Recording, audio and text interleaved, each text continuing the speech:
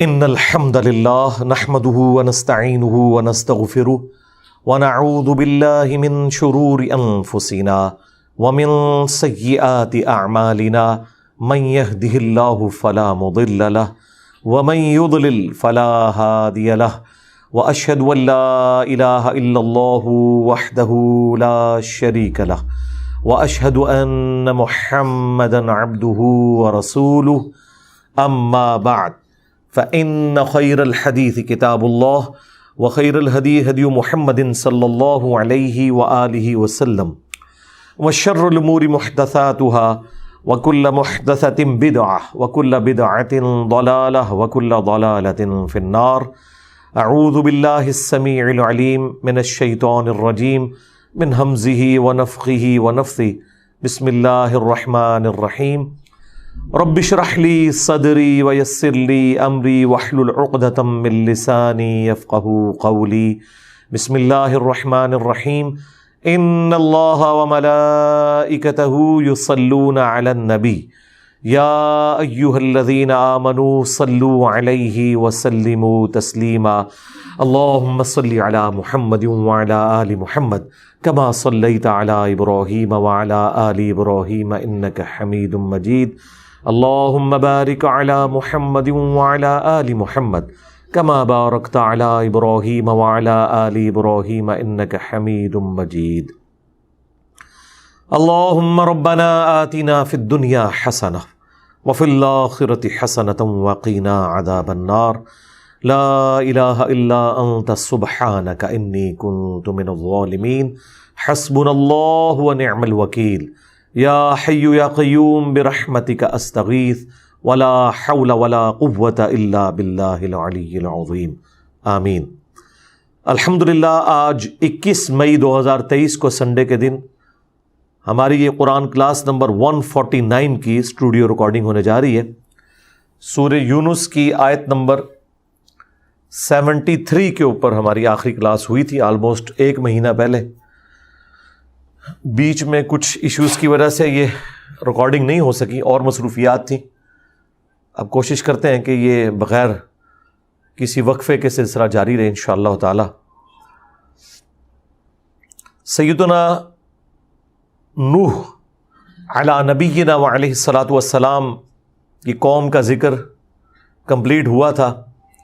اللہ تعالیٰ نے سیدنا نوح علیہ السلام اور ان کے ساتھ اہل ایمان کو نجات دی اور ان کے مخالفین کو اس طوفان کے اندر غرق کر دیا. اور اس کے بعد اللہ تبارک و تعالیٰ نے ایک جنرل تمام انبیاء کرام کو کور کیا ہے اگلی آیات کے اندر. ان کے جو تفصیلی واقعات ہیں وہ سورہ ہود کے اندر اور سورۃ الاعراف کے اندر بیان ہوئے ہیں. تو یہاں پر اللہ تعالیٰ نے ایک جملے میں انہیں کور کیا ہے آیت نمبر 74 میں. اعوذ باللہ من الشیطان الرجیم بسم اللہ الرحمن الرحیم. ثم بعثنا من بعدہ رسلا. پھر نوح علیہ السلام کے بعد ہم نے اور بھی کئی رسول بھیجے الی قومہم ان کی قوموں کی طرف. فجاؤہم بالبینات تو وہ ان کے پاس روشن دلائل معجزات نشانیاں لے کر آئے.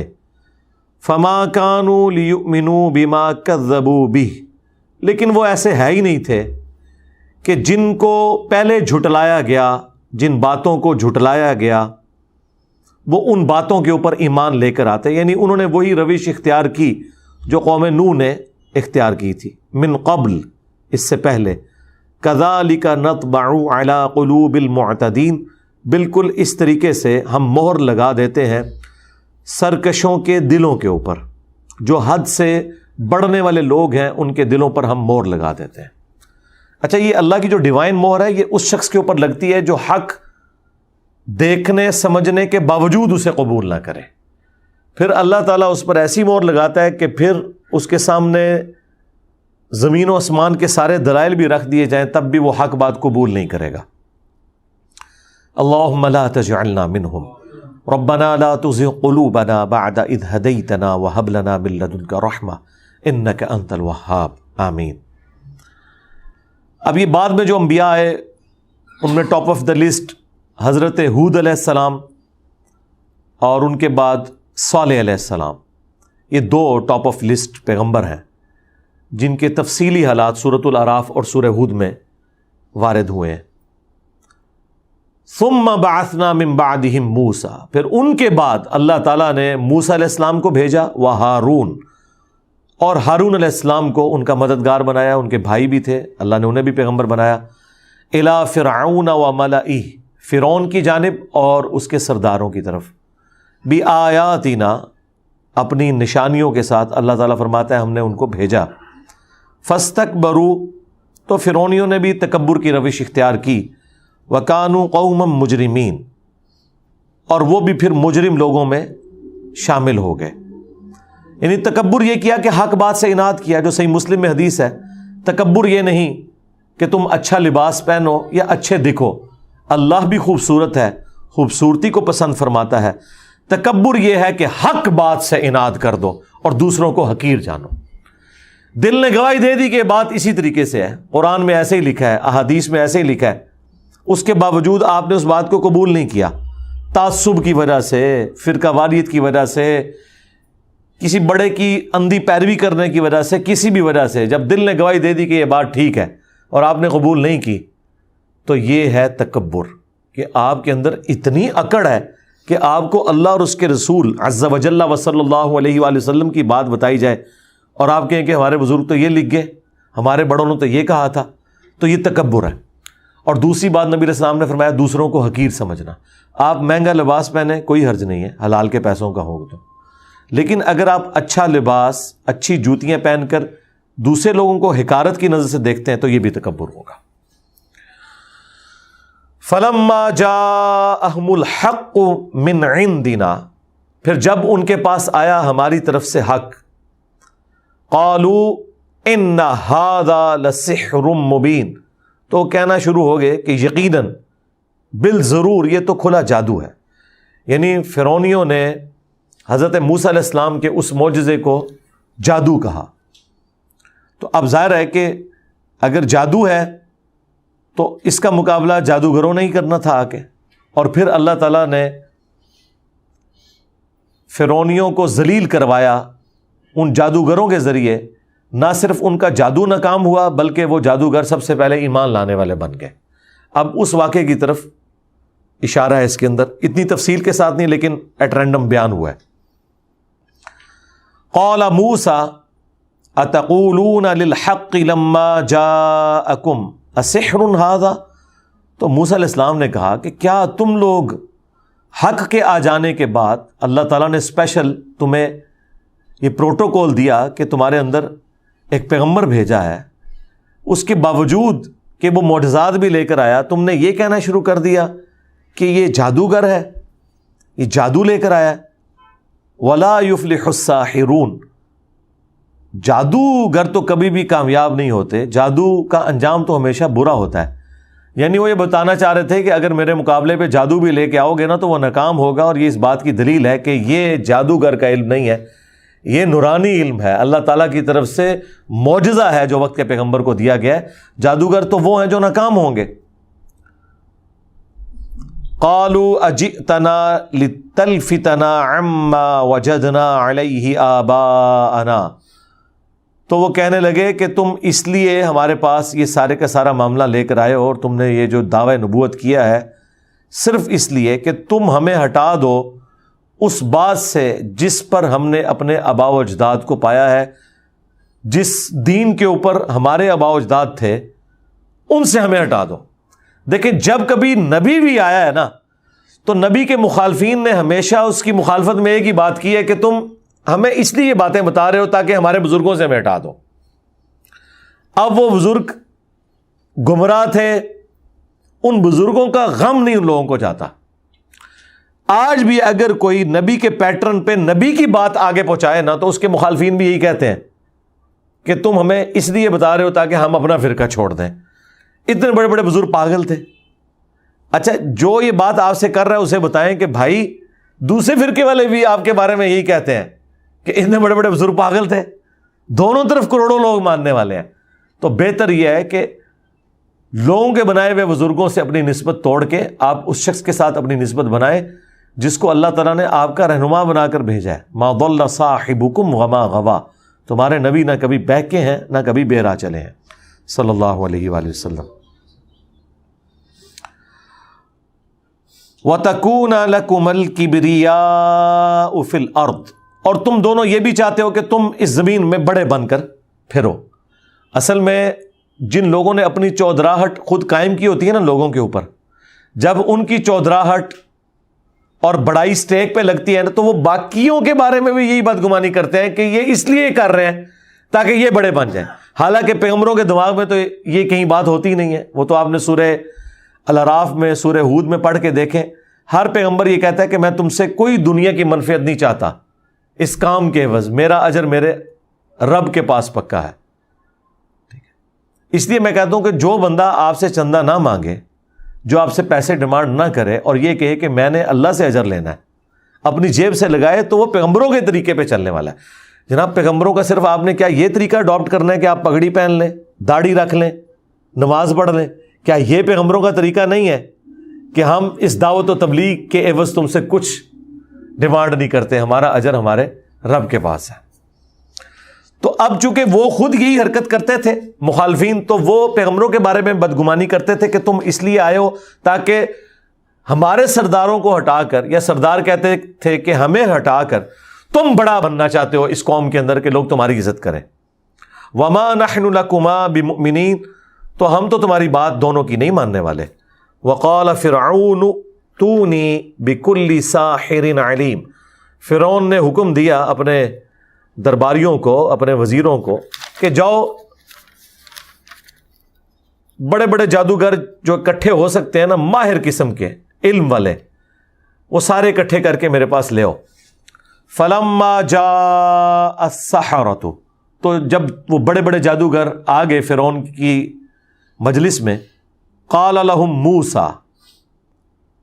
اب وہ پوری جو ڈیٹیلز ہیں وہ سورہ طٰہٰ کے اندر، سورہ القصص کے اندر اور صورتوں میں آئی ہیں. اس میں سے کچھ جملے یہاں پہ بھی نقل ہو رہے ہیں. وہ پہلے فرعون ان کے ساتھ جب ڈسکشن کرتا ہے تو وہ پھر کہتے ہیں کہ ہمیں کیا معاوضہ دو گے.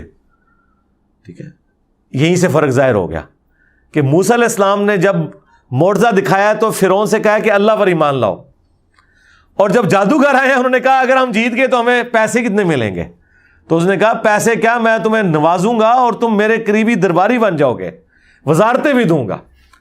ٹھیک ہے، تو وہ اب یہاں پہ اسکپ ہے وہ والا پورشن. اس کے بعد جو کچھ ہوا، فلما جاء السحرۃ. جب وہ جادوگر آ گئے، قال لهم موسیٰ. تو موسیٰ علیہ السلام نے ان سے فرمایا القوا ما انتم ملقون. میدان میں ڈالو جو کچھ ہے تم ڈالنے والے ہو، اس کو سامنے لے کر آؤ. اچھا، دوسری جگہ ذکر ہے کہ فرعونیوں کے پاس جو جادوگر آئے تھے نا، انہوں نے پہلے موسیٰ علیہ السلام سے پوچھا کہ آپ پہلے کرتب دکھائیں گے یا ہم دکھائیں؟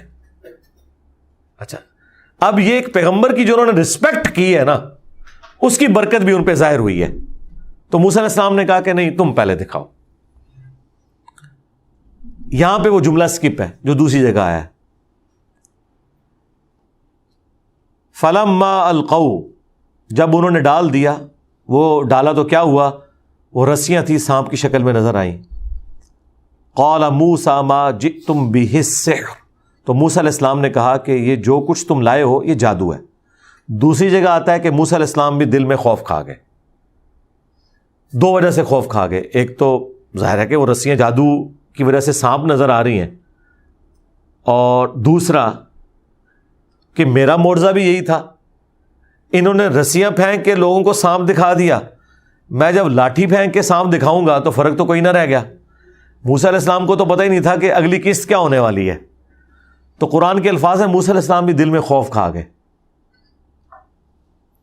تو پھر اللہ تعالیٰ نے وحی کی کہ خوف نہ کھائیے، آپ یہ اعصاب پھینکیں، پھر دیکھیں اللہ تعالیٰ کیا کرتا ہے. اچھا، اس سے یہ پتہ چلا کہ وہ موسیٰ علیہ السلام نے اس لاٹھی کو سانپ نہیں بنایا تھا، اللہ نے بنایا تھا. اور موسیٰ علیہ السلام کو بس اتنا ہی پتا تھا کہ یہ اژدہا بن سکتا ہے، یہ تو ان کے دماغ میں بھی نہیں تھا کہ یہ ایسا اژدہا بنے گا کہ ان سانپوں کو جو نظر آ رہے تھے ایکچولی وہ رسیاں تھیں، وہ کھا جائے گا۔ پھر اس سے بڑھ کر اس کے بعد جب وہ سمندری جھیل کے کنارے پہنچے، وہاں پہ بھی جا کے موسیٰ علیہ السلام پریشان ہوئے، تو اللہ نے کہا کہ یہی عصا اب سمندر میں مارو، راستہ بھی بنائے گا۔ موسیٰ علیہ السلام کو تو نہیں پتا تھا کہ یہ عصا راستہ بھی بنا سکتا ہے۔ یار اگر پیغمبروں کا یہ سٹیٹس ہے نا، تو بزرگ بابے شاہی کوئی نہیں، کہ وہ اپنی مرضی سے کچھ نہیں دکھا سکتے جب تک اللہ نہ چاہے۔ تو یہاں پہ وہ ساری باتیں سکپ ہیں، اینڈ پہ جو موسیٰ علیہ السلام نے جملہ بولا تھا نا، وہ آیا ہے کہ قال موسیٰ ما جئتم بہ السحر، موسیٰ نے کہا یہ جو کچھ تم لے کر آئے ہو نا، یہ سارا ہے جادو۔ ان اللہ سیبطلہ، بے شک اللہ تعالیٰ اسے ملیہ میٹ کر دے گا۔ ان اللہ لا یصلح عمل المفسدین، بے شک اللہ تعالیٰ شریر لوگوں کے کاموں کو نہیں سنوارتا، ان کی اصلاح نہیں کرتا جو گمراہی کے اوپر تلے ہوئے ہیں۔ وَيُحِقُّ اللَّهُ الْحَقَّ بِكَلِمَاتِهِ، اور اللہ تعالیٰ نے حق کو حق کر کر دکھا دیا اپنے حکم سے۔ وَلَوْ كَرِهَ الْمُجْرِمُونَ، خواہ مجرم اس بات کا برا ہی مان جائے۔ اب یہاں پہ ایک جنرل جملے کا ذکر ہوا ہے، یہاں پر وہ باقی واقعہ سارا سکپ ہے کہ موسیٰ علیہ السلام نے جب وہ لاٹھی پھینکی، وہ اژدہا بن گئی، وہ سارے سانپ جو بظاہر نظر آ رہے تھے ہے وہ رسیاں تھیں، وہ سانپ بنے نہیں تھے، نظروں کا دھوکہ تھا، ایلوژن تھا، کیونکہ قرآن میں واضح سورہ الحج میں ہے کوئی ایک مکھی بھی نہیں بنا سکتا، تو جادوگر کیا سانپ بنا سکتے تھے؟ گویا کہ وہ سانپ نظر آئے، ہے وہ رسیاں تھی، نظر کے دھوکے کی وجہ سے۔ تو وہ اژدہا ان ساری رسیوں کو نگل گیا، تو سب سے پہلے جادوگر سجدے میں گر پڑے اور انہوں نے کہا کہ ہم موسیٰ اور ہارون اور بنو اسرائیل کے رب کے اوپر ایمان لے کر آتے ہیں۔ پھر فرعون نے کہا کہ میں نے تو تمہیں اجازت ہی نہیں دی، تم کیوں ایمان لے آئے؟ بھائی اس کے بعد اجازت کی کیا ضرورت رہ جاتی ہے؟ میں تمہیں قتل کر دوں گا، سولی لٹکا دوں گا، مخالف سمت کے ہاتھ پاؤں کٹوا دوں گا۔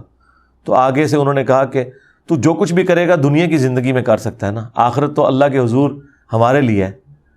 اچھا آپ دیکھیں کہ جادوگر جن کے اوپر تکیہ کیا تھا فرعون نے، وہ خود ایمان لے آئے، تو ہونا تو چاہیے تھا کہ سب سے پہلے فرعون ایمان لے آتا، جس کے کھلاڑی فیل ہوئے، وہ کھلاڑی ایمان لے آئے۔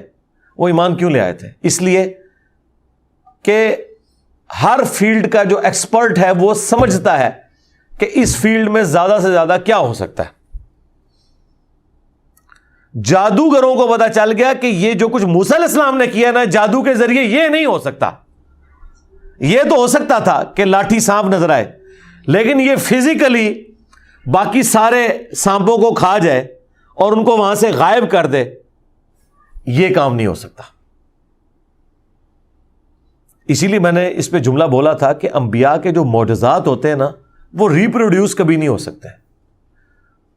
میڈیکل سائنس کتنی بھی ترقی کر جائے، یہ کبھی نہیں ہوگا کہ کوئی ایسی دوائی بن جائے کہ آپ وہ دوائی لگائیں کسی اندھے کو اور اس کی بینائی واپس آ جائے، یا ڈھیلے نہ ہو اور وہ ہاتھ پھیرے اور ڈھیلے آ جائیں۔ یہ عیسیٰ علیہ السلام کو اللہ نے معجزہ دیا تھا جو قرآن میں رپورٹ ہوا۔ میڈیکل سائنس کتنی ترقی کر جائے، مردے کو تو زندہ نہیں کر سکتی۔ رسول اللہ صلی اللہ علیہ وآلہ وسلم کے بارے میں جو صحیح بخاری میں ہے کہ ایک صحابی کی پنڈلی کی ہڈی ٹوٹ گئی تھی، آپ نے مبارک ہاتھ پھیرا، اسی وقت ٹھیک ہو گئی۔ اب سائنس یہ نہیں کر سکتی کہ ایسی کوئی دوائی بنا لے کہ ہڈی ٹوٹی ہوئی فوراً ٹھیک ہو جائے۔ یہ تو ضرور ہوتا ہے کہ وہ ہڈی کو ہڈی کی سیدھ میں رکھتے ہیں اور پھر وہ نیچرلی 8 سے 10 ہفتوں میں وہ پلاسٹر کر دیتے ہیں، اس میں بھی آپ نے ہلانی نہیں ٹانگ، ورنہ دوبارہ سے ڈیمیج ہو جاتی ہے، یہ ٹیڑھی جڑ جاتی ہے، دونوں طرف سے رطوبت نکلتی ہے اور وہ ہڈی میں جوائنٹ پڑ جاتا ہے، پھر بھی وہ ویلڈنگ کا سپاٹ جس طرح ہوتا ہے نا اس طرح اس پہ سپاٹ آ جاتا ہے، اور اگر زیادہ ڈیمیج ہو تو راڈ بھی رکھنا پڑتا ہے، اور پھر بھی کئی سالوں تک بندہ لنگڑا کے ہی چلتا رہتا ہے، ایگزیکٹلی اس حالت میں تو کبھی بھی واپس نہیں آتی۔ لیکن یہ نبی کا معجزہ ہے کہ نبی علیہ السلام نے ہاتھ پھیرا اور فوراً وہ کہتے ہیں میری پنڈلی کی ہڈی ایسے ہوگی کہ جیسے کبھی ٹوٹی ہی نہیں تھی۔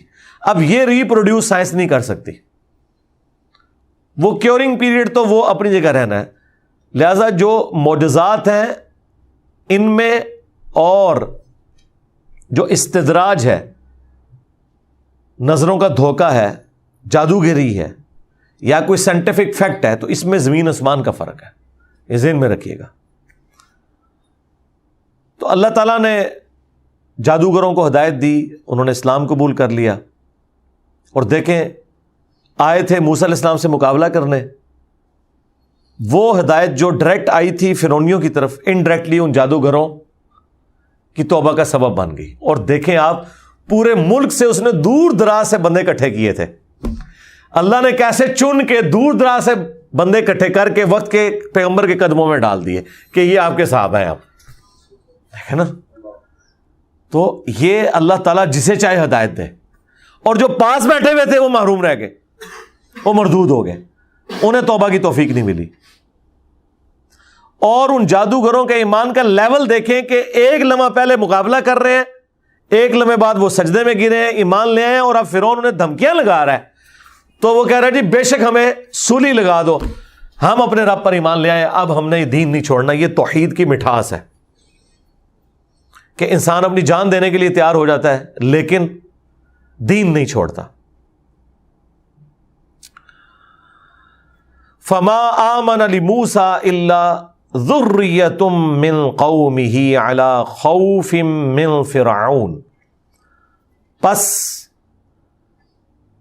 موسیٰ علیہ السلام پر ایمان نہ لائے مگر ان کی قوم کے چند نوجوان، اور وہ بھی خوف رکھتے ہوئے فرعون کا، وَمَلَئِهِمْ اور اس کے سرداروں کا، اَن يَفْتِنَهُمْ کہ وہ انہیں بہکا نہ دیں، فتنے میں مبتلا نہ کر دیں. ایک تو یہ ہے کہ وہ زبردستی مار کٹائی کر کے دوبارہ اس دین میں نہ لے جائیں. دوسرا یہ کہ اگر ہم دین نہیں چھوڑتے ہیں تو ہمیں تکلیفوں میں مبتلا نہ کریں. یہ فتنہ عربی والا یعنی آزمائش میں. اور ظاہر ہے کہ یہ ہمیشہ پیغمبر کے ساتھیوں کے ساتھ ہوا ہے کہ انہیں تکلیفوں سے گزرنا پڑتا ہے. اب یہاں پوائنٹ کی بات دیکھیں، بوڑھے بابے ادھر بھی کوئی نہیں ایمان لے کر آئے. موسیٰ کی قوم کے چند نوجوان بچے، ان کی اولادوں میں سے ٹین ایجرز.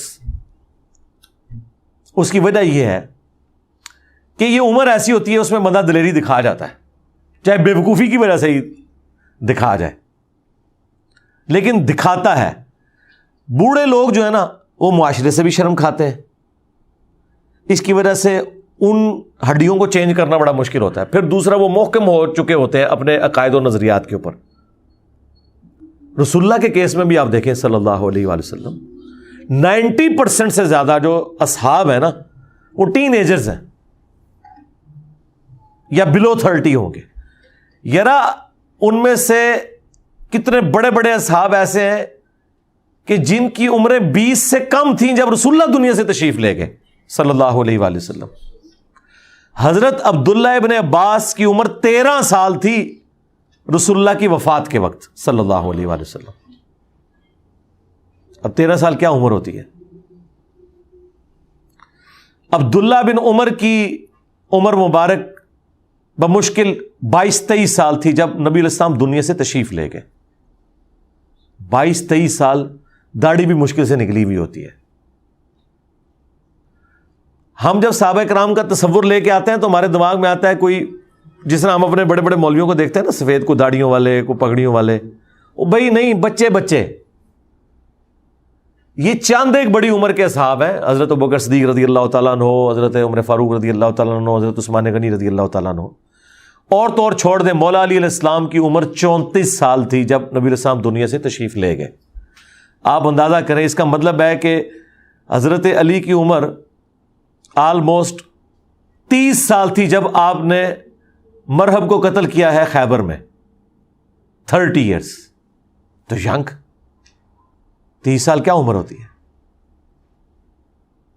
اور کئی اصحاب ہیں جو بلو 30 شہادت پا کے اللہ کے پاس بھی پہنچ گئے ہیں. معاذ بن جبل 28 سال کی عمر میں دنیا سے تشریف لے گئے. اب علم کا پہاڑ ہے وہ بندہ. صحابہ اکرام کے اندر چند جو بڑے علمی اصحاب ہیں ان میں معاذ بن جبل کا نام بھی لیا جاتا ہے. لیکن عمر دیکھ لیں کتنی ہوئی ہے. 30 سال سے کم دنیا سے چلے گئے اور دنیا کے اوپر اثرات چھوڑ کے چلے گئے. حضرت انس بن مالک کہتے ہیں 10 سال کا بچہ تھا، حضور کی خدمت میں آیا اور 10 سال حضور کو وضو کروایا. حضور کی جب وفات ہوئی تو حضرت انس بن مالک 20 سال کے تھے. 20 ایئرز آپ کی عمر تھی، اس میں سے بھی 10 سال حضور کی صحبت میں گزار چکے تھے. ہاں بعد میں پھر اللہ تعالیٰ نے انہیں اتنی لمبی زندگی دی ہے، 100+ ہو کے فوت ہوئے ہیں. نبی اسلام کی وفات کے بعد 82 سال تک آلموسٹ وہ زندہ رہے ہیں. 93 ہجری میں فوت ہوئے ہیں. حضور کی وفات 11 ہجری میں ہو رہی ہے، وہ 93 ہجری میں بصرہ میں فوت ہونے والے آخری اصحاب میں سے. اتنے سال انہوں نے پھر دین لوگوں کو سکھایا. تو یہاں پہ بھی آیا کہ موسیٰ کی قوم کے چند لڑکے تھے، نوجوان تھے، وہ ایمان لے کر آئے اور وہ بھی بیچارے ڈرتے ڈرتے. ظاہر ہے بچے سہم بھی جاتے ہیں کہ انہیں فرعون اور ان کے سردار فتنے میں مبتلا نہ کرتے ہیں. وَإِنَّ فِرْعَوْنَ لَعَالٍ فِي الْأَرْضِ، اور بے شک فرعون ایک سرکش انسان تھا، زمین میں اس نے سرکشی پھیلائی ہوئی تھی. وَإِنَّهُ لَمِنَ الْمُسْرِفِينَ، اور واقعی وہ حد سے بڑھنے والوں میں شامل تھا. اب پیغمبر کا کام تو یہ ہے کہ جب کوئی تکلیف آئے تو وہ پھر صبر و شکر کی ہی تعلیم دیتا ہے نا. تکلیف تو آنی ہے، یہ تو ہو نہیں سکتا کہ آپ ایمان لے کر آئیں اور آپ پر تکلیف نہ آئے. جس کا مرتبہ جتنا زیادہ ہوتا ہے اللہ تعالیٰ اتنا ہی اسے آزماتا ہے. پیغمبروں کا مرتبہ چونکہ باقی سارے انسانوں سے بڑھ کر ہے، ان پہ تکلیف بھی اتنی بڑی آتی ہے. پیغمبروں کے جو اہل البیت ہوتے ہیں علیہم السلام، ان کے صحابہ کرام علیہم رضوان، ان کا مرتبہ چونکہ زیادہ ہوتا ہے، اس لیے اللہ تعالیٰ انہیں بڑی آزمائشوں سے گزارتا ہے. لیکن آزمائشوں سے سب نے گزرنا ہے. تو پھر انبیاء ظاہر ہے اپنی قوم کو تسلیاں دیتے ہیں. وقال موسیٰ یا قوم، تو موسیٰ علیہ السلام نے تسلی دیتے ہوئے اپنی قوم سے کہا ان کنتم آمنتم باللہ، اب اگر تم اللہ پر ایمان لے ہی آئے ہو نا، فعلیہ توکلوا، تو اسی پر بھروسہ کرو. ان کنتم مسلمین، اگر تم واقعی سچے مسلمان ہو، سر تسلیم خم کرنے والے ہو، تو پھر یہ نہیں کہنا کہ یا اللہ یہ تکلیف کہاں سے آ گئی، وہ اللہ کی طرف سے آئے گی، اس پہ صبر کرنا ہے. تو انہوں نے آگے سے پھر دعا کی. فقالوا علی اللہ توکلنا، انہوں نے پھر اللہ کے حضور یہ نعرہ بلند کیا کہ ہم نے اللہ ہی پر توکل کیا. ربنا لا تجعلنا فتنة لقوم الظالمین، اے رب ہمارے ہمیں نہ بنانا فتنہ ظالم قوم کے لیے. یہ بڑی پیاری دعا ہے.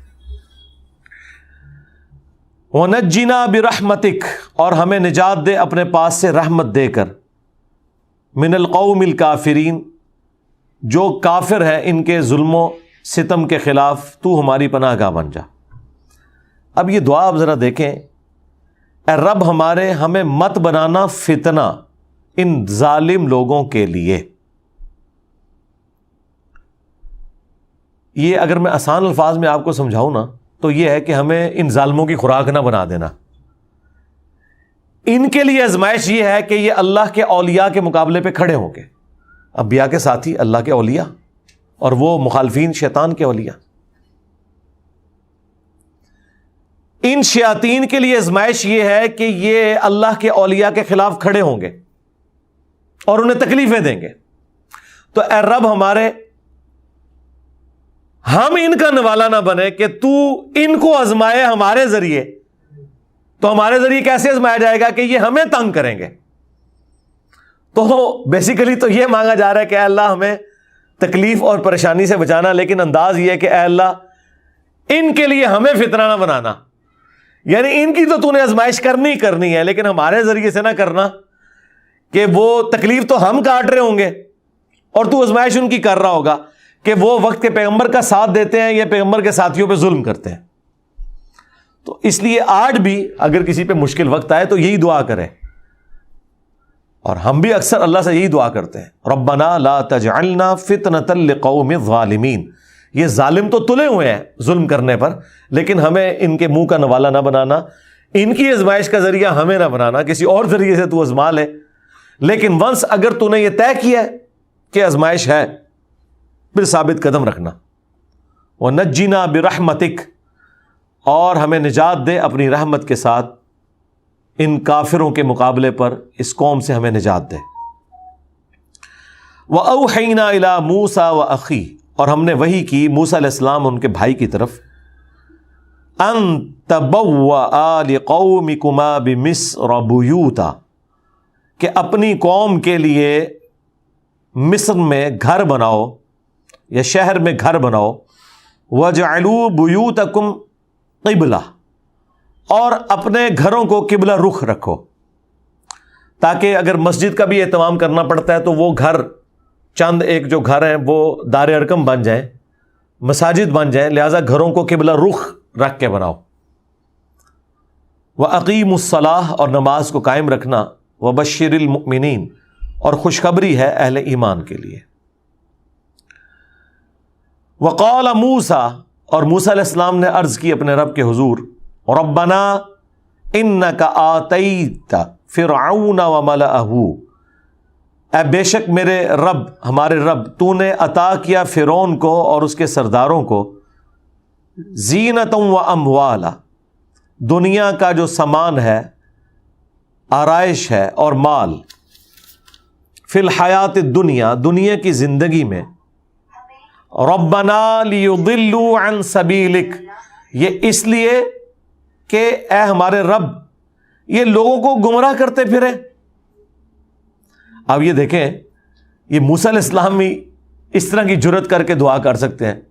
دیکھو یہ تو سیدھا سیدھا میڑ ہے جو ہم کہتے ہیں تانا. اے اللہ تو نے فرعون کو اور اس کے سرداروں کو اس لیے دنیا کی دولت دی ہے کہ یہ خود بھی گمراہ ہو اور اپنے مال کے ذریعے اوروں کو بھی گمراہ کرتے رہے. آج بھی دیکھیں پیسے والے لوگ اچھے بھلے دیندار لوگوں کو گمراہ کر دیتے ہیں، اپنے پیسے کے ذریعے گمراہی کے راستے پہ چلا دیتے ہیں. تو موسیٰ علیہ السلام کیا کہہ رہے ہیں کہ یا اللہ تو نے فرعون کو اس لیے پیسہ دیا تھا کہ یہ خبیث خود تو جہنم میں جاتا، اپنے پیسے کی بنیاد پہ لوگوں کو خرید کے انہیں بھی گمراہی کے راستے پہ چلا رہا ہے. ربنا اطمس علی اموالہم، اے اللہ برباد کر دے ان کے اس مال کو. واشدد علی قلوبہم، اور سخت کر دے ان کے دلوں کو.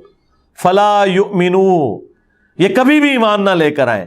حتی یروا العذاب العلیم، یہاں تک کہ دردناک عذاب ان پر آ جائے. اب ان کے دلوں پہ ایسی مور لگا، یعنی موسیٰ علیہ السلام اتنی تبلیغ کرنے کے بعد اب ان کا جس کے کہتے ہیں نا، وہ ہم اپنی زبان میں کہتے ہیں نا کہ پارا جو ہے وہ ہائر پوزیشن پہ پہنچ گیا ہے. آپ کا جلال اور غصہ ہائر پوزیشن پہ ہے کہ یا اللہ اب میری بھی یہ خواہش نہیں ہے کہ یہ ایمان لے کر آئے. یہ نہ ہو کہ اینڈ ٹائم پہ یہ کلمہ پڑھ لیں اور جو انہوں نے ہمیں اتنی تکلیفیں دی ہیں وہ معاف ہو جائیں. اب یہ اتنی دیدہ دلیری کے ساتھ حضرت موسیٰ علیہ السلام بھی دعا کر سکتے ہیں کہ اللہ ان کے مال بھی برباد کر دے، ان کے دلوں کو سخت کر دے. یعنی اب یہ پوائنٹ آف نو ریٹرن پہ پہنچ جائے. اب ہم اپنی آنکھوں سے ان کا عذاب ہی دیکھنا چاہتے ہیں. اللہ انہیں کبھی ہدایت نہ دے. یہ موسیٰ علیہ السلام کا ایک اپنا مزاج تھا، لیکن اس کے اگینسٹ آپ اگر رسول اللہ صلی اللہ علیہ وآلہ وسلم کا ایٹیچیوڈ دیکھیں تو وہ بالکل ڈیفرنٹ ہوا کرتا تھا. آپ ہمیشہ معافی کی روش اختیار کرتے تھے آخری وقت تک. آپ نے اگر کہیں قنوت نازلہ بھی پڑھی ہے تو اس وقت پڑھی ہے جب آپ کے ساتھیوں کو ظلماً شہید کیا گیا. اپنی ذات کے اعتبار سے آپ نے ہمیشہ معافی اور درگزر کی روش اختیار کی ہے. حتیٰ کہ وہ جو تفصیلی واقعہ آیا ہے صحیح مسلم کے اندر، طائف کے موقع پر آپ کی مبارک جوتیاں بھی خون سے بھر گئیں، جو آپ کے پیچھے اوباش لڑکے لگا دیے گئے تھے، پتھر مارتے تھے. اور بلکہ حدیث بخاری مسلم دونوں میں ہے، پہاڑوں کا فرشتہ آیا، اس نے کہا کہ مجھے اللہ نے بھیجا ہے، آپ اجازت دیں تو میں طائف کی وادی کو دو پہاڑوں کے درمیان مسل کے رکھ دوں. آپ نے فرمایا کہ ہو سکتا ہے ان کی آنے والی نسلیں اسلام قبول کر لیں، ٹھیک ہے، اگر یہ نہیں قبول کر رہے تو مجھے ان سے بھی امید ہے. آپ نے اللہ تعالیٰ کی طرف سے آئی ہوئی وہ پیشکش بھی ٹھکرا دی. ظاہر ہے فرشتے خود سے تو نہیں آتے ہیں، وہ اللہ نے بھیجے تھے. آپ کی رحمت کا ظہور پھر اس طرح ہوا ہے کہ دیکھیں وہ بنو ثقیف جس نے رسول اللہ کو اتنی تکلیف دی تھی، اس نے اسلام بھی قبول کیا. اور اسی بنو ثقیف کے اندر ہی ابو عبیدہ ثقفی، وہ صحابی اتنے بڑے جو پرشینز کے خلاف لڑتے ہوئے ہاتھی کے نیچے آ کے شہید ہوئے. اور عراق کا کافی حصہ انہی کے ذریعے فتح ہوا. اور پھر ان کا بیٹا مختار بن ابو عبیدہ ثقفی، اس نے قاتلین حسین سے انتقام لیا، وہ بنو ثقیف سے ہی تھا.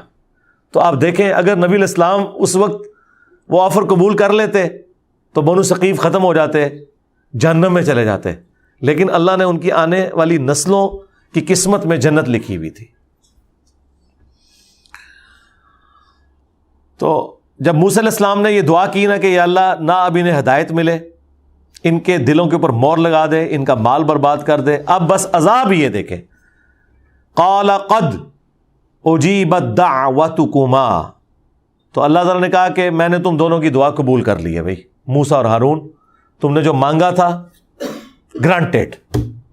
فاستقیما، لیکن اب تم نے بھی ثابت قدم رہنا ہے.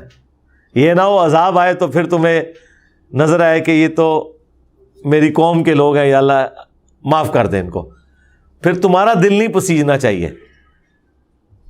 وَلَا تَتَّبِعَانِ سَبِيلَ الَّذِينَ لَا يَعْلَمُونَ، اور پھر ہرگز نہ چلنا اس طریقے پر جو جاہلوں کا طریقہ ہے. اب اللہ سے مانگا ہے تو بس ثابت قدم رہنا ہے اور انتظار کرنا ہے، اللہ تعالیٰ نے تمہاری دعا قبول کر لی ہے. اب وہ آ رہا ہے کہ وہ دعا قبول کیسے ہوئی ہے. وَجَاوَزْنَا بِبَنِي إِسْرَائِيلَ الْبَحْرَ، تو ہم نے پار لگا دیا بنو اسرائیل کو سمندر کی دوسری طرف.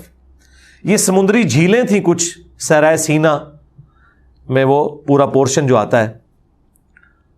آج کے دور میں وہ ساری جھیلیں جوڑ جوڑ کر نا نہر سوئس بن چکی ہوئی ہے، جو اربوں ڈالر کی کمائی ہے مصر کی. پہلے وہ خشکی، پھر آگے سمندری جھیل آتی تھی، پھر خشکی، پھر سمندری جھیلیں آتی تھی، اور یوں اس صحرا کو لوگ پار کرتے تھے. اس وقت تو اتنے ریسورسز نہیں تھے. یہ تو گوروں نے نہر سوئس بنائی. جب سلطنت عثمانیہ سے مصر ان کے قبضے میں آ گیا تو پھر انہوں نے وہ نہر سوئس بنا کے، ورنہ آپ کو پتہ ہے پہلے جب تجارت ہوتی تھی نا، پورے کا پورا جو بر اعظم افریقہ ہے نا، وہ گھوم کے تو اس طرف لوگ آتے تھے. جو کئی مہینوں کا سفر تھا وہ چند گھنٹوں کا سفر بن گیا ہے نہر سوئس کی وجہ سے. آپ ذرا نقشے میں جا کے دیکھیں تو انہی میں سے ایک سمندری جھیل تھی جو کراس کی تھی بنو اسرائیل نے.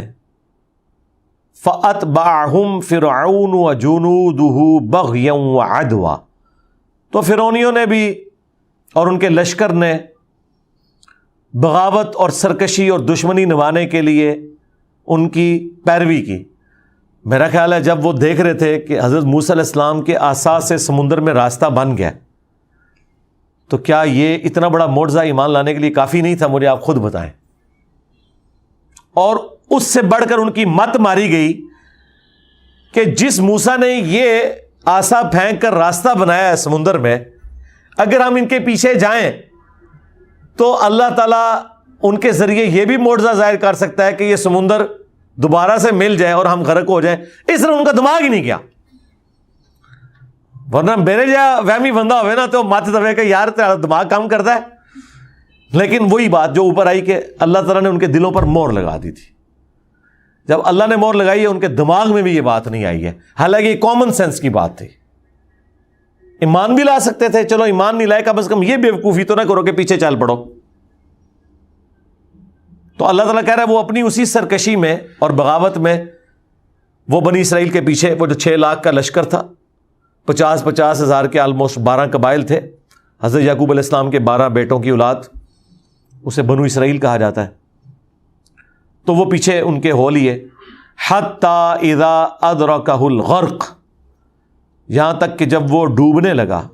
وہ تو پھر قرآن میں آتا ہے نا، دونوں طرف بڑی بڑی موجیں ایسے پہاڑوں کی مانند اکٹھی ہو گئیں، اور وہ راستہ جب بنا، جب وہ سینٹر میں پہنچے تو بنو اسرائیل تو پار پہنچ چکے تھے، تھوڑا سا گیپ تھا اس کے درمیان، اور جیسے ہی آخری بندہ دوسری طرف لگا تو یہ دونوں سمندروں کے پہاڑ آپس میں مل گئے اور وہ غرق ہو گئے. جب وہ غرق ہونے کے قریب تھا، جب آخری غوطہ اسے لگنے والا تھا، قال آمنت انہ لا الہ الا الذی آمنت بہ بنو اسرائیل، تو وہ کہنے لگا کہ میں ایمان لے کر آتا ہوں سوائے اس ہستی کے کہ جس پر بنو اسرائیل ایمان لائے ہوئے ہیں، کوئی معبود نہیں ہے۔ اللہ کا نام پھر بھی اس کی زبان پہ نہیں آیا، اس نے شارٹ کٹ کیا کہ شاید کوئی چھٹکارا ہو جائے کہ بھئی اس رب کو میں مانتا ہوں جو بنی اسرائیل کا رب ہے۔ وَأَنَا مِنَ الْمُسْلِمِينَ، اور میں سر تسلیم خم کرنے والوں میں شامل ہوتا ہوں، میں مسلم ہوتا ہوں، اسلام لاتا ہوں۔ لیکن وہی بات ہے کہ موت کا غرغرہ جب آ جائے تو پھر توبہ قبول نہیں ہے۔ وہ جامع ترمذی میں واضح حدیث ہے کہ موت کے غرغرے سے پہلے پہلے توبہ قبول ہے۔ اب یہ موت اس نے سامنے دیکھ لی تھی تو اللہ تعالیٰ نے اس کے جواب میں فرمایا الآن، کیا اب ایمان لے کر آئے گا؟ وقد عصیت قبل، جبکہ اس سے پہلے تو بڑا گنہگار تھا، مجرم تھا، وکنت من المفسدین، اور تو فتنہ پھیلانے والوں میں، فساد کرنے والوں میں شامل تھا۔ اب سب کچھ سامنے دیکھ کر ایمان لا رہا ہے، کوئی فائدہ نہیں۔ فَالْيَوْمَ نُنَجِّيكَ بِبَدَنِكَ، تو آج کے دن ہم تیرے جسم کو نجات دیں گے، لِتَكُونَ لِمَنْ خَلْفَكَ آیَةً، تاکہ تو بعد میں آنے والوں کے لیے ایک نشانی بن جائے۔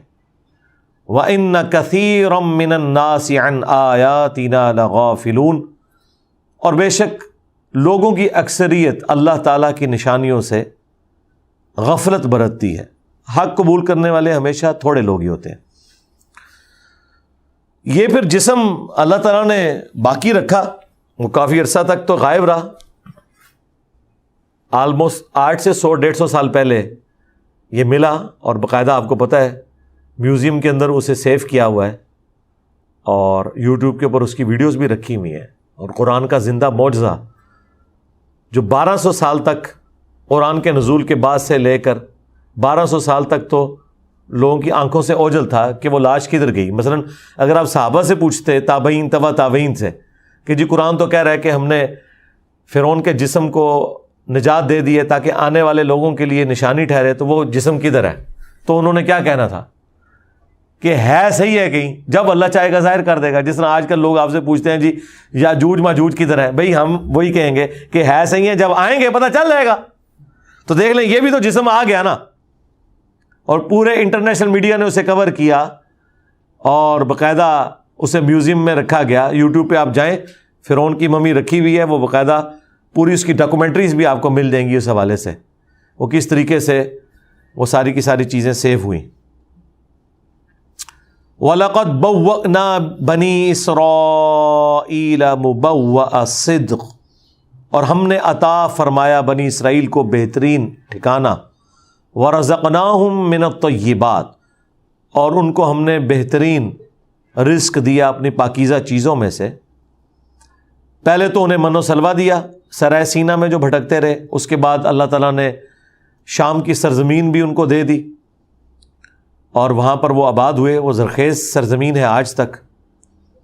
فَمَا اخْتَلَفُوا، لیکن پھر بھی انہوں نے اختلاف کیا بعد میں، حَتَّى جَاءَهُمُ الْعِلْمُ، یہاں تک کہ ان کے پاس حقیقت کا علم آ گیا، یعنی رسول اللہ کی مبارک ذات آ گئی، قرآن آ گیا، جن باتوں میں وہ جھگڑتے تھے اس کا سلوشن آ گیا۔ اس سے پہلے عیسیٰ ابن مریم آئے، لیکن یہ بدبخت ایسے تھے، انہوں نے عیسیٰ ابن مریم کا بھی انکار کیا، حالانکہ وہ خود یہودی النسل بنی اسرائیل میں سے تھے۔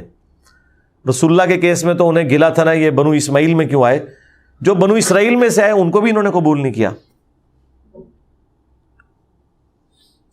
ان ربک یقضی بینہم یوم القیامۃ فیما کانوا فیہ یختلفون، بے شک تیرا رب فیصلہ کر دے گا قیامت کے دن ان کے درمیان ہر اس بات کا جو دنیا میں یہ اختلاف کیا کرتے تھے۔ لیکن اس فیصلے کا فائدہ کوئی نہیں ہونا کسی کو، کہ کسی کو موقع مل جائے کہ جی اب آپ دنیا میں آپ واپس چلے جائیں اور سر اس دفعہ ذرا سوچ سمجھ کے آنا، نہیں۔ یہ اکثر لوگ آپ کو کہتے ہیں نا، اور جی آگے جا کے پتہ لگے گا کون ٹھیک ہے کون غلط۔ سرکار آگے جا کے پتہ نہیں لگے گا، لگ پتہ جائے گا۔ ہاں، اگر غلام احمد قادیانی دجال کے ماننے والوں کو قیامت کے دن یہ پتہ چلا کہ یہ فریب کرتا رہا ہمارے ساتھ، تو کیا قیامت کے دن اس اختلاف کا فیصلہ ہونا آپ کو فائدہ پہنچائے گا کہ آپ دنیا میں واپس آ جائیں اور معذرت کے ساتھ آپ صرف قادیانیوں تک نہ رہے، باقی بھی ہر فرقہ اپنے اوپر غور کرے کہ میں اپنے مرنے سے پہلے قرآن و سنت کے دلائل کی روشنی میں دیکھوں کہ میری کون سی بات وحی الہی کے مطابق ہے جو قرآن اور سنت کی شکل میں اس شخص پہ نازل ہوئی جس کی قبر مدینے میں ہے صلی اللہ علیہ وآلہ وسلم، اور کون سی باتیں جو ہیں وہ متس مشہور ہیں، فرقوں کی تعلیمات ہیں جو چل رہی ہیں، ان کا قرآن و سنت سے کوئی تعلق نہیں ہے۔ اب یہ کہنا کہ آخرت میں جا کے پتہ چل جائے گا تو اس کا تو کوئی فائدہ نہیں ہے۔ فائدہ مجھے تب ہے مجھے دنیا میں پتہ چلے کہ کیا حق ہے اور کیا باطل، کیونکہ وہاں سے کوئی واپس نہیں نہ آ سکتا۔ وہ تو قرآن میں کئی جگہ ہے کہ لوگ کہیں گے کہ اللہ ہمیں ایک دفعہ دنیا میں واپس بھیج دے، ہم تیرے نبیوں کے طریقے کے مطابق چلیں گے، لیکن اللہ تعالیٰ فرمائے کہ بس وہ ایک ہی چانس تھا، یہ دوبارہ ہونا ہی نہیں ایسا۔ فَإِن كُنْتَ فِي شَكٍّ مِّمَّا أَنزَلْنَا إِلَيْكَ، تو اے نبی اگر آپ کو شک ہو اس کے متعلق جو ہم نے آپ کی طرف نازل کیا، ظاہر رسول اللہ کو تو کوئی شک نہیں تھا، لیکن آپ کو مخاطب کر کے بیسیکلی آپ کے مخالفین سے یہ بات کی جا رہی ہے کہ اگر تمہیں شک ہے نا کہ اس نبی کی طرف جو قرآن نازل ہوا ہے یہ انہوں نے خود گھڑ لیا ہے یا نعوذ باللہ انہوں نے جھوٹا دعوی نبوت کیا ہے اور یہ قرآن اللہ کی کتاب نہیں ہے، مما انزلنا الیک، جو ہم نے نازل کیا ہے نبی تمہاری طرف، فاسأل الذین یقرؤون الکتاب من قبلک، تو ان سے ذرا دریافت کر لیں جو آپ سے پہلے کتاب کے جاننے والے ہیں، پڑھنے والے ہیں۔ ہر آنے والے پیغمبر کی جو پیش گوئیاں ہیں نا وہ اس سے پہلے والے پیغمبر کی کتابوں میں تعلیمات میں موجود ہوتی ہیں۔ قرآن میں ہے نا کہ عیسیٰ ابن مریم نے کہا تھا کہ میں جا رہا ہوں اور میں تمہیں اپنے بعد اس نبی کی بشارت دے رہا ہوں کہ جن کا نام احمد ہوگا، سورہ الصف کے اندر۔ تو ہر پیغمبر اپنے بعد آنے والے پیغمبر کی پیشگوئی کرتا ہے، یہ اللہ کا رول ہے۔ تو اللہ تعالیٰ فرما رہا ہے کہ اہل کتاب جیوز اور کرسچنز اور اسپیسیفکلی یہودی جیوز، اگر تمہیں کوئی شک ہے اس حوالے سے تو جو تمہارے کتابیں پڑھنے والے لوگ ہیں انہیں پوچھ کے دیکھ لو، کیا تمہاری کتابوں کے اندر پیغمبر آخر الزماں صلی اللہ علیہ وآلہ وسلم کی پیش گوئیاں موجود نہیں ہیں؟ تو یقیناً موجود تھی۔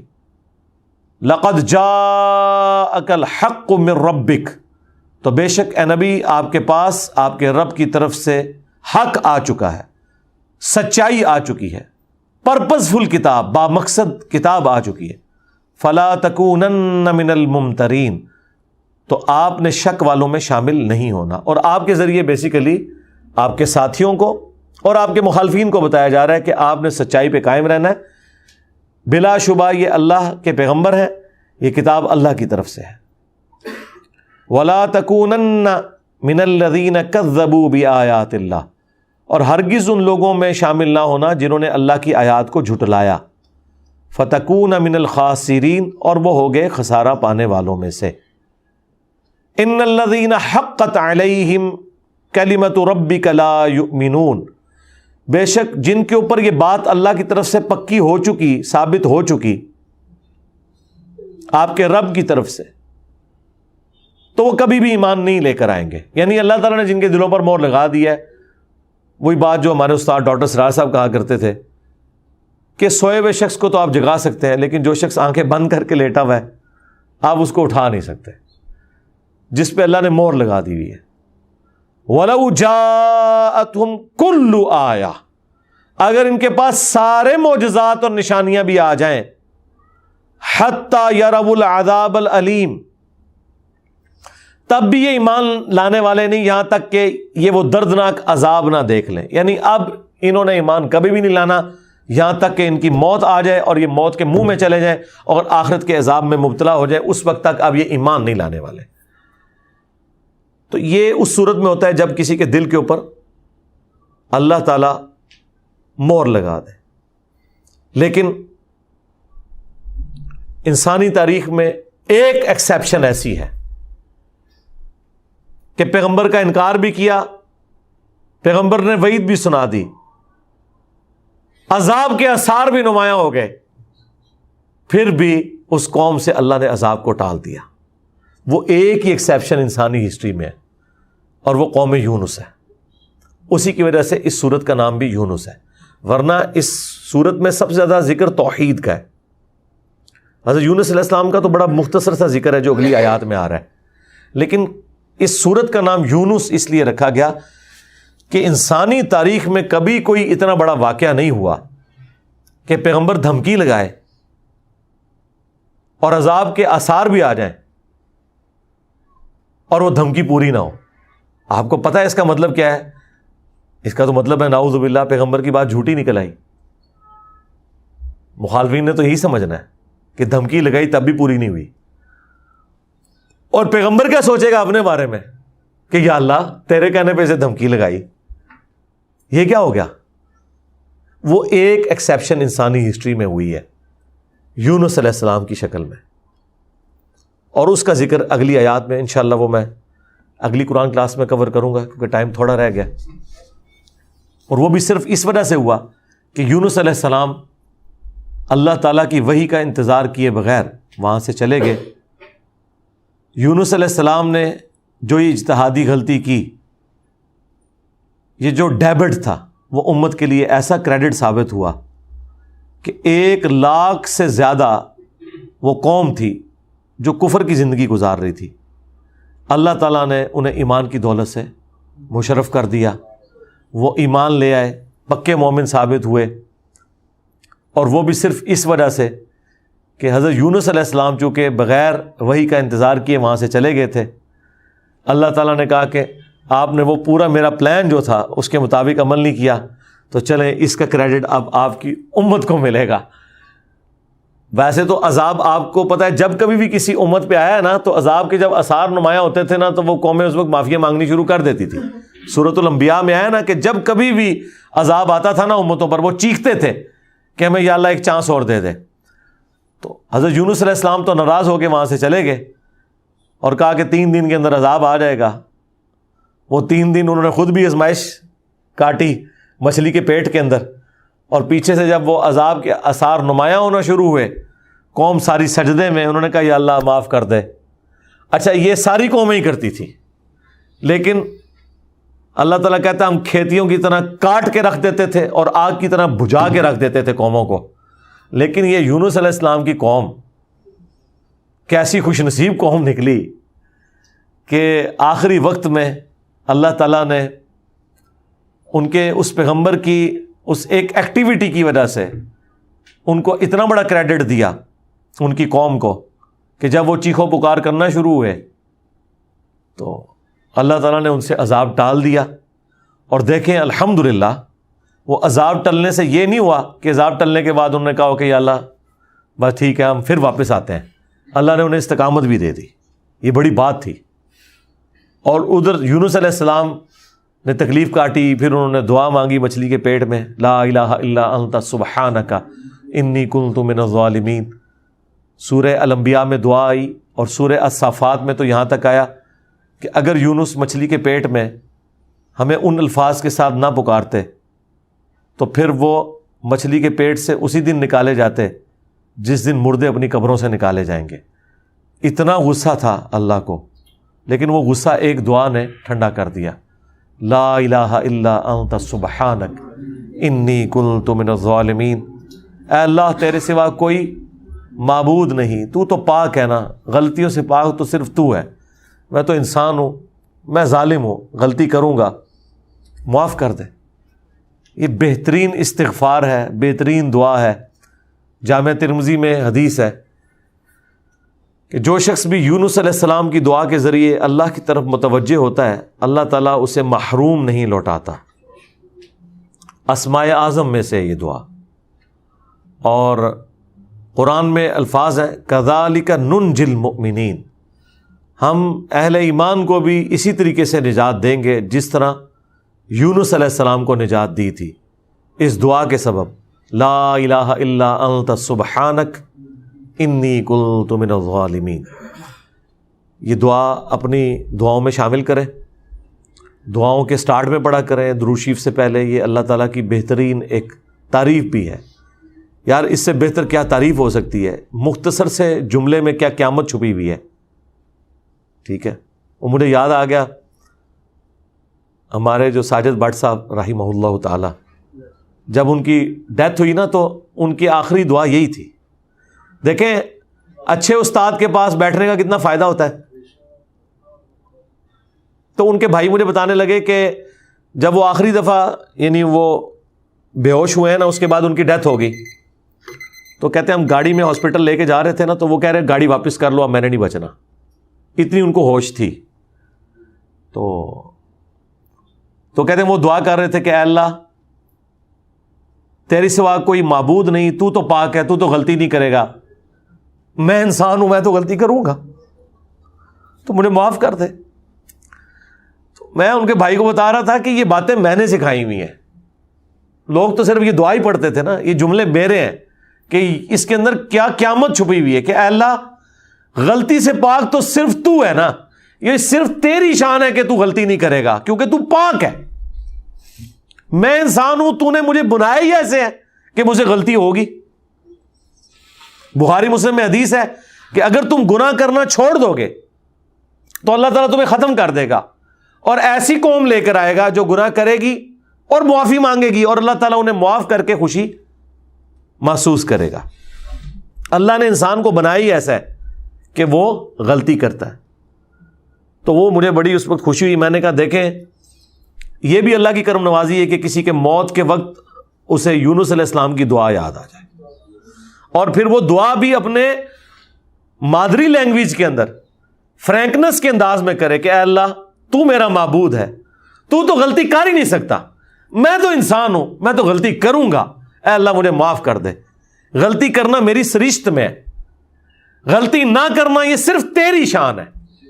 دیکھیں یہ مختصر سے جملے یونس علیہ السلام کے اتنا ٹریگر کر گئے اللہ کی رحمت کو کہ اللہ فرماتا ہے کہ اگر وہ ان الفاظ کے ساتھ ہمیں یاد نہ کرتا تو پھر قیامت کے دن مچھلی کے پیٹ سے نکلتا. اتنا غصہ تھا، وہ سارا غصہ ختم ہو گیا ایک چھوٹی سی دعا سے، لا الہ الا انت سبحانک انی کنت من الظالمین.